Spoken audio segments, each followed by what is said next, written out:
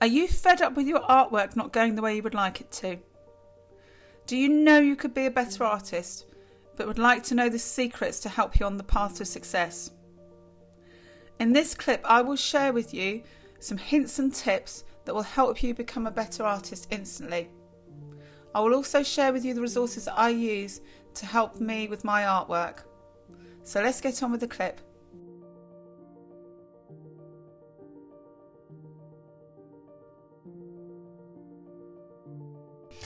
The first tip I'm going to give you is probably the most important and actually includes a super tip. So that tip is that you must use a reference image, especially when you are drawing something that is realistic.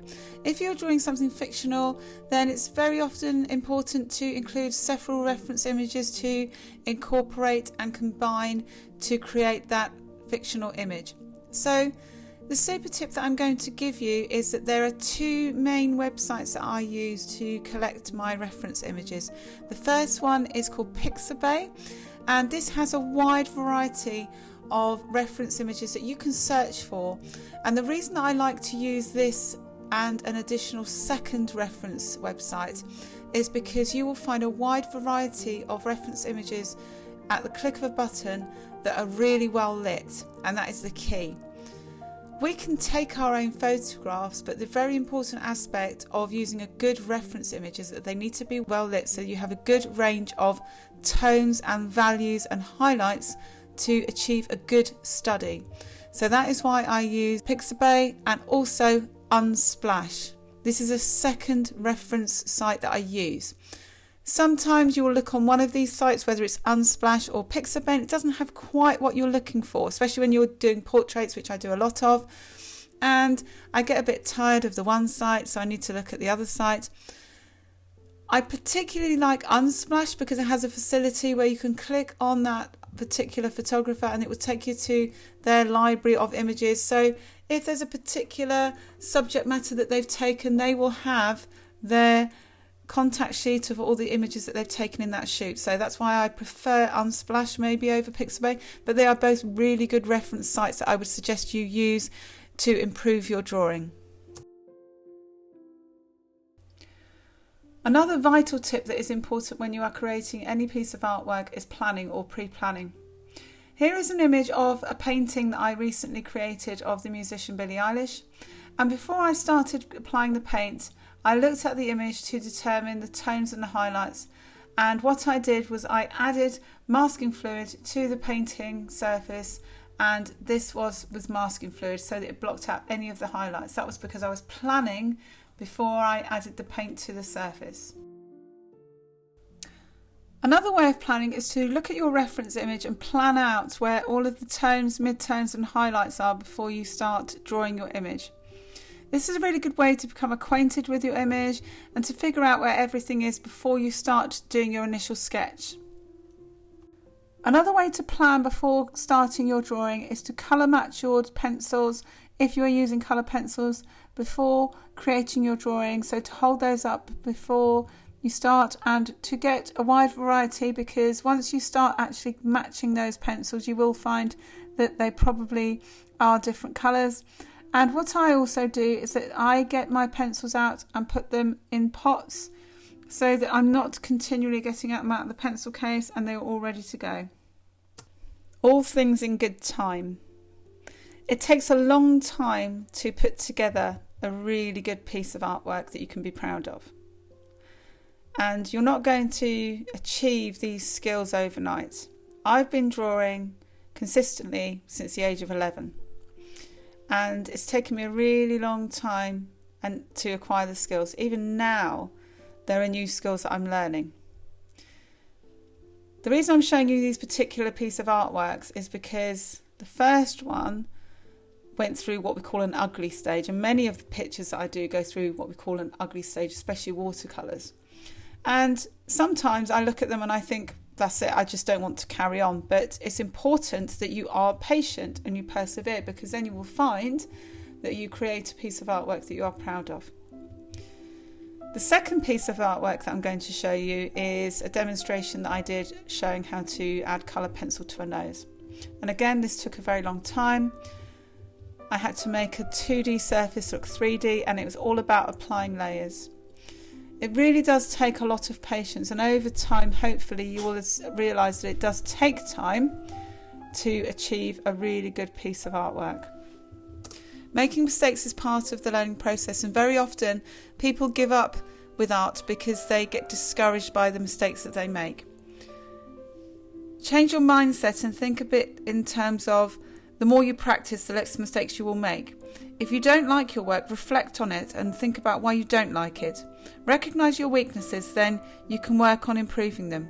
Don't feel discouraged, because ultimately you are practicing, which is the best thing you can do. In this sketchbook, I have pages where I've been practicing my watercolour technique, and you can see from the beginning to the end the improvement. It wasn't perfect to begin with, but I've gone on a journey, and this is what you should see your work as, a journey in you improving your technique. Some days will be better than others, but you can reflect on that and move on. When you use guidelines to create an image, you are using a network of geometric shapes or lines to create an image that is in proportion. These are often used for images of portraits or the human form or even animals. If this is something you would like to research, I would suggest you find a system that works for you. I have plenty of tutorials on my channel, so please check those out if you would like to learn more about guidelines and proportions.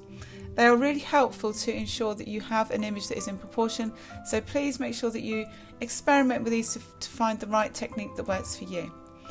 One important thing to remember is that when you are drawing your guidelines, you should use your pencil really lightly, and also that you should try and use maybe a HB pencil. I'm using a mechanical HB pencil here because I find that it rubs out really well, but any HB pencil will do, and the tip is to use it really lightly so that it will rub out after you have finished doing your guidelines. If you want to take your work to the next level, then why not join me on Patreon? You will have access to a wide variety of content, including real-time tutorials and also one-to-one feedback on your work. So why not become a patron to take your next steps in your journey to drawing success?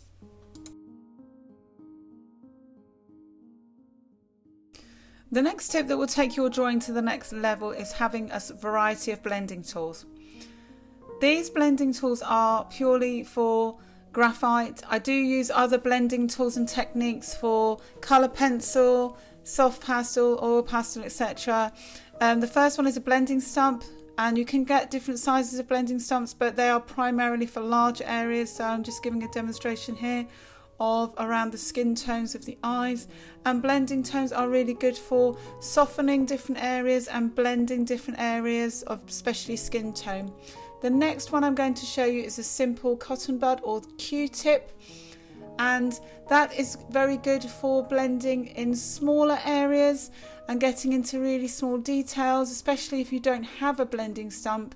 So here I'm just going into the final details around the eye and around the crease of the eye. So that's a really good use for a Q-tip or a cotton bud. The next one is a brush. Don't use a detail brush. You'd need to use a small or a medium filbert brush or even a makeup brush, and this is really good for softening lighter areas of skin tone rather than darker areas. I can still use this on this 4B pencil here that I have just to demonstrate, but it's better for lighter skin tones. The last blending tool that I'm going to share with you is just simple soft toilet tissue. If you wrap it around your finger, it's fantastic for blending and can even get into small areas because you'll be using the tip of your finger, and it works really effectively.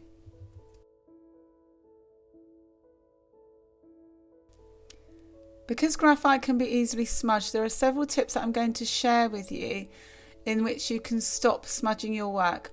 The first one is that if you are right-handed, start at the left-hand side and work towards the right. And if you are left-handed, start on the right-hand side and work towards the left. You can also turn the paper around as you are working. So rather than working across, you can turn the paper around. And also what you can do is use some photocopier paper, fold it over and put that on top of the work, and then place your hand on top of the work. The reason I'm folding it over is because skin naturally has oils in it, and that will absorb into your paper. So that's just protecting the work from the oils, but also protecting your hand from smudging the work.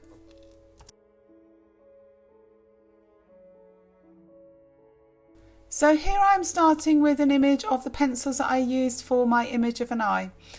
I'm starting with a HB pencil, and as I mentioned earlier, it's really important to start your sketches if you can with a HB pencil. The reason for that is because it's easier to rub the pencil lines out if you have guidelines or you've used geometric shapes and guidelines. It's really easy to rub those lines out if you've used a HB pencil lightly with making your lines.